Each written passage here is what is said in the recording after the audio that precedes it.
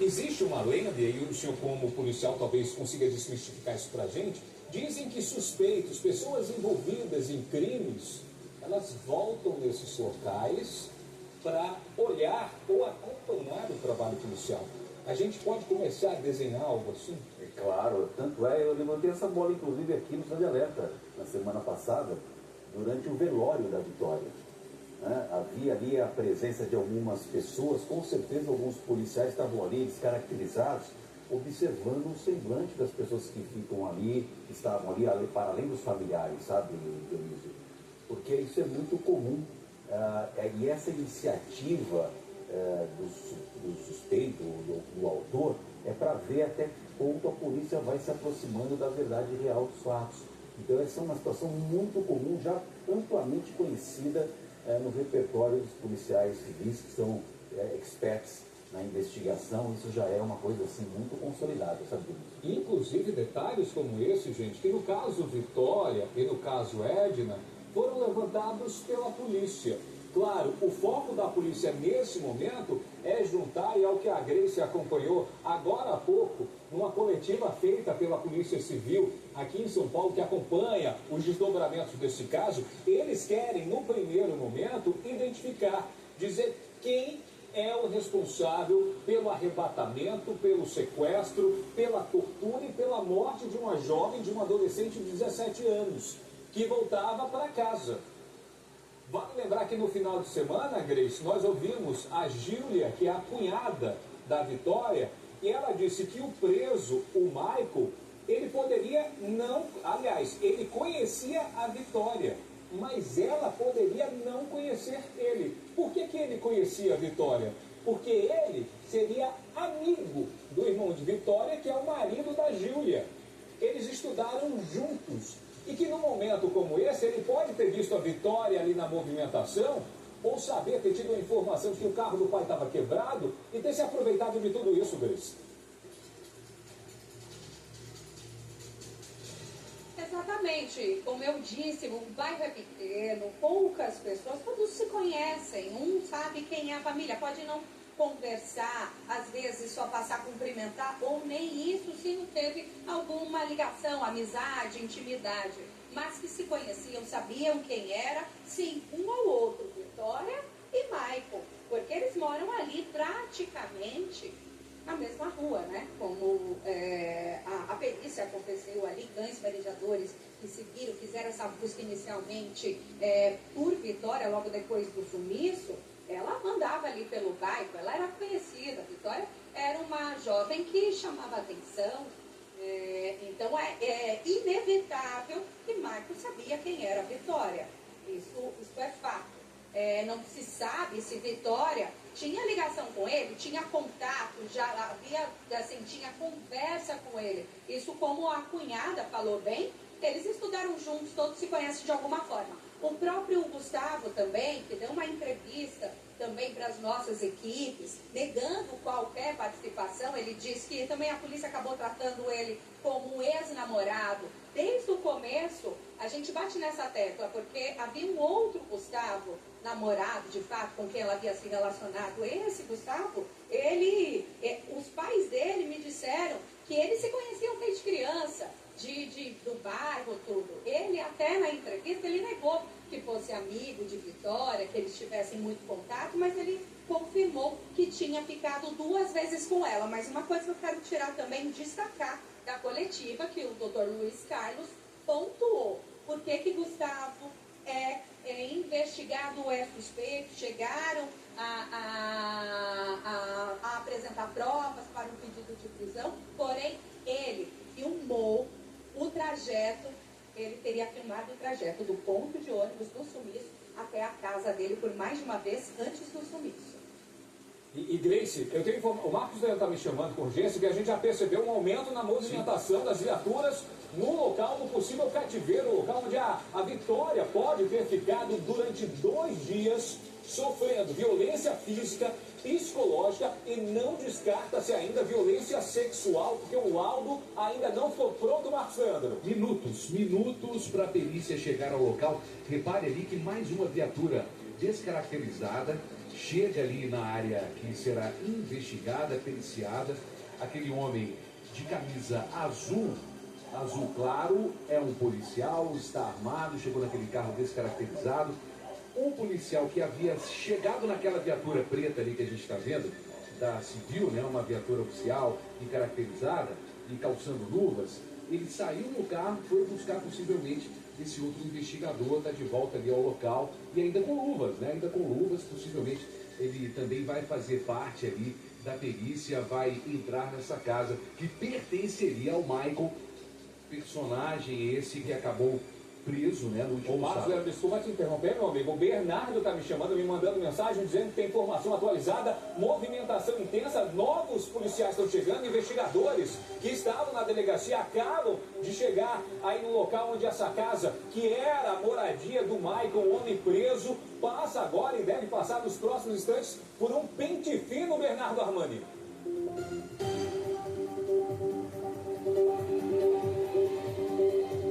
Dionísio, perícia mais próxima agora, viu? Chegou mais uma viatura, mais um policial civil, eles estão conversando agora, trocando informações, e eu perguntei, já está próximo, está a caminho? Ele falou, sim, está chegando. Então a gente sabe que essa equipe dos peritos, tão aguardada agora, que vai desvendar quais segredos essa casa estaria escondendo. Eles estão cada vez mais próximos, também serão apoiados aqui por investigadores, pois eles sabem até os pontos de interesse, talvez que eles queiram que os peritos deem uma atenção maior. Então talvez tenha alguma informação aí referente a essa casa, alguma coisa que os vizinhos podem ter estranhado, ou algo que eles conseguiram levantar aí durante a investigação. O fato é que a movimentação agora é maior, e eu confirmei agora há pouco, viu, Dionísio? Vocês estavam falando, será que é uma região muito erma aqui, tem vizinhos em volta? Eu conversei com o vizinho de cima, ele falou que ele está em obras, tem até um monte de tijolos ali em frente à casa dele, materiais de construção, ele está indo e voltando, não está ocupando ainda, pois ele vinha raramente como um sítio, agora ele vai mudar de vez para cá, mas por enquanto a casa oficialmente está desabitada. Aqui à frente, ao Michael, já tinha confirmado, também não tinha ninguém quando a Vitória foi sequestrada. E agora, a casa de trás, a informação é que também estaria desocupada. Então, se isso for verdade mesmo, apenas o Michael morava aqui na casa, nesse conjunto de 4, 5 casas em volta, e é o interesse da polícia agora e da perícia. Ou seja, na noite que Vitória foi arrebatada, só o Michael estava morando aqui. Dionísio. E é um local, gente, que pode ter passado por uma limpeza minuciosa, porque como foi uma mudança, comandante, obrigado, hein, Bernardo? Eles podem ter tentado, inclusive, infelizmente, a internet ensina até o que não deve. Eles podem ter tentado limpar a casa, tentar enganar o efeito luminol, comandante. Exatamente. Daí o motivo não tem como, mas não é preciso. Não é 100%. E esse talvez seja o motivo, Dionísio, do pessoal da polícia técnico-científica que está esperando um pouco sair essa luz do sol, ficar um pouquinho mais escuro, justamente para que a substância química chamada luminol faça o seu trabalho, tenha a sua ação no local que vai identificar, inclusive, se ele foi lavado, por exemplo, com algum tipo de detergente, com algum tipo de substância. Então, com o passar do tempo e a luminosidade mais baixa, o luminol vai ter mais efeito, vai surgir mais efeito, Dionísio. Isso porque, gente, a polícia diz o seguinte, que podem até tentar despistar o trabalho da investigação com luminol, mas tem que ser 100% de uma limpeza que vai durar dias, porque se isso não acontecer, aparece rastro sim. E, gente, eu recebi uma outra informação aqui, acabei de mandar uma mensagem para o delegado, porque nós estamos falando de uma movimentação que, inclusive, pode ainda fazer com que a polícia escute ainda hoje o principal suspeito desse caso. Se isso acontecer, a gente vai ter uma outra imagem dentro disso, só que antes a Grace acompanhou agora há pouco a coletiva com o delegado responsável que está capitaneando todas as investigações, o delegado Luiz Carlos do Carmo, vai falar agora sobre o caso e as investigações. Você que está com Cidade Alerta, que tem as primeiras informações sobre o caso Vitória, vai acompanhar agora. Solta aí. Nesse momento, o pai da vítima também foi investigado. A partir do momento que dirimiu todas as diligências e de imediato descartou que ele estava envolvido nesse crime. Então, gostaria de dizer que não existe investigação contra o pai da vítima. Gostaria de dizer que nós estamos em andamento com muitas provas. Muitas provas estão ainda sendo elaboradas pelo Instituto de Criminalística. Nós temos as perícias, que eu vou dizer agora, toxicológico, forense, tem a perícia, que é da patologia das vísceras, para ver se houve ou não houve também o estupro da vítima, né? São os fluídicos sexuais que nós vamos ter. Nós temos a perícia local, nós temos os exames de luminol em vários locais, inclusive até alguns que falavam que eram cativeiros. A polícia esteve até lá e praticamente descartou. Possivelmente, ainda hoje, possa ter um local que vai ser ainda produzida a perícia hoje à noite. Um local que possivelmente pode ser o cativeiro. Nós, hoje, obtivemos uma resposta do Instituto de Criminalística na hora de elaboração da perícia no veículo Corolla, propriedade da pessoa que foi presa, do Michael. Essa constatação de sangue no porta-mala, tudo leva a crer que pode ser da vítima, mas já foi encaminhado para o laboratório de DNA. Esse exame de DNA, ele é um pouco demorado, porque ele precisa fazer um refinamento dele, ele vem um pouco contaminado. Essa contaminação tem que ser feita uma descontaminação desse material biológico, que no cabelo nós sabemos, e o sangue acaba ele se misturando com algumas propriedades que estão no local. Disseram para mim que vão trabalhar muito rápido nesse caso, por volta de 30 a 40 dias o laudo estará conosco. Aí nós vamos ter uma prova cabal, né? Mais uma prova cabal. Porque contra o Michael, que foi decretada a prisão temporária, nós já podemos afirmar que tem provas testemunhais que não deixa dúvida que ele estava próximo ao local do crime, onde houve arrebatamento. Nós temos o depoimento da esposa, o que ele falava naquele momento que naquele dia ele tinha dormido na sua residência com a sua esposa. Mentira. Foi provada a mentira dele. A esposa dele falou, não, ele não dormiu, eu dormi na casa da minha mãe. Isso já descartou a versão dele. E também algumas pessoas que são os vizinhos ali da residência dele, comentaram que houve uma movimentação ali diferente, né, anormal, com gritos, enfim. E não foi uma só, foram vários vizinhos que fizeram seu depoimento. E também algumas ameaças contra essas testemunhas para lhe mudar a sua versão. Diante dessas provas foram colhidas, a juíza determinou a sua prisão temporária por 30 dias. O que o delegado quer dizer com isso? 30 dias de temporária, que é o prazo que a polícia tem para conseguir o laudo, lembrando que 30 dias é o laudo oficial. A Polícia Civil tem acesso ao laudo preliminar, que já traz os indícios principais de autoria. E um outro detalhe, aproveitando aí, o delegado falou na companheira do Michael preso. Além de negar que estava em casa, ela ainda recebeu de outras testemunhas, inclusive, uma brincadeira falando que teriam visto essa mulher dentro do carro. E ela nega, eu não estava no carro com o meu companheiro. E diz ainda que perguntou a ele sobre uma possível manutenção que teria acontecido em um dos veículos durante a madrugada dentro da casa e que logo depois foi dormir, mas que ela sentiu imprecisões também diante disso.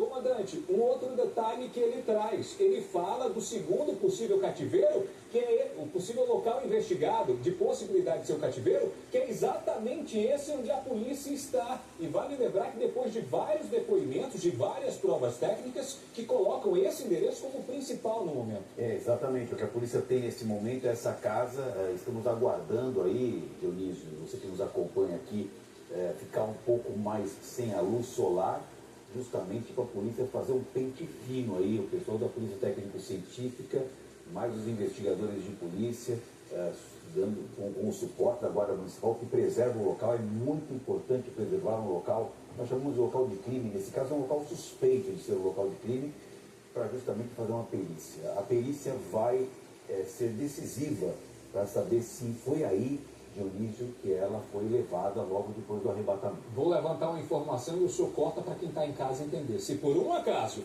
a polícia decide pedir para levar um dos suspeitos até esse endereço, a polícia quer dizer o que com isso? A polícia, se ela chegar a essa conclusão, significa que encontrou algum tipo de evidência muito significativa, e o encontro dessa evidência, Dionísio, ele abre o leque para novas perguntas que eventualmente não foram feitas num primeiro momento para quem está preso.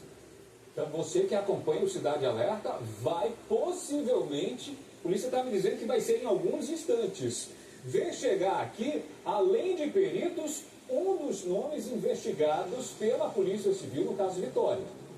Eu quero trazer, só vou deixar o nome claro, gente, daqui a pouco o Marcos Leandro está conversando com o delegado. Assim que o delegado disse a ele, é ele quem vai me trazer o nome da pessoa que pode ser levada junto com os peritos para esse local e o porquê dela ali. Vale lembrar que é um trabalho que coloca um preso nesse momento, a partir de depoimentos. Agora há pouco, nós estamos ouvindo o delegado, gente, que fala também sobre a apreensão de 10 aparelhos celulares dessas pessoas que foram até a delegacia. Vale lembrar, foram 19 pessoas ouvidas, na realidade 20, né, se a gente contar com o que apareceu no sábado, eu não sei se já entrou nessa contabilidade. Mas 10 celulares foram apreendidos para quebra de sigilo. E o delegado crava que Michael é um dos autores, uma das pessoas que mataram a Vitória. Além disso, você vai ver aí que ele fala do exame que dá a cronologia certa da morte para saber quando Vitória morreu. Pode soltar. Temos também a apreensão de 10 aparelhos celulares. Esses aparelhos celulares, eles foram coletados os laudos de extração de dados. Nós colhemos os dados do aparelho celular, telemático, os dados telemáticos do aparelho, e hoje todos os aparelhos estão chegando conosco. Por quê? Por que demora um pouco? Porque para você obter a quebra de sigilo, nós dependemos da autorização judicial. E muito bem, a Justiça vem fazendo o seu trabalho, deferiu os pedidos de quebra de sigilo, e todos os aparelhos celulares agora já estão chegando para nós começarmos o trabalho que é esse que eu acabei de comentar aqui. Extração de dados e fazer as confrontações e o cruzamento de linhas telefônicas. Quem falou com quem e aonde estava. Isso são provas materiais, provas técnicas, que não vão deixar dúvida quanto à autoria delitiva desses criminosos. Por quê? Alguém falou com eles. Alguém estava com eles. Mas o mais importante, nós demos um grande passo com a prisão do Michael, que é realmente um dos autores que praticou essa barbárie. Degola, as facadas, a tortura dessa jovem. O abuso sexual, nós estamos esperando o laudo, como eu falei, esse laudo é o laudo de resíduos fluídicos sexual. É um laudo que detecta para ver se tem sêmen. Mesmo o corpo estando um pouco já deteriorado, é possível, nesse ambiente, colher o material genético. Existe uma grande possibilidade de nós colhermos o material genético. Em alguns campos, nós sabemos que a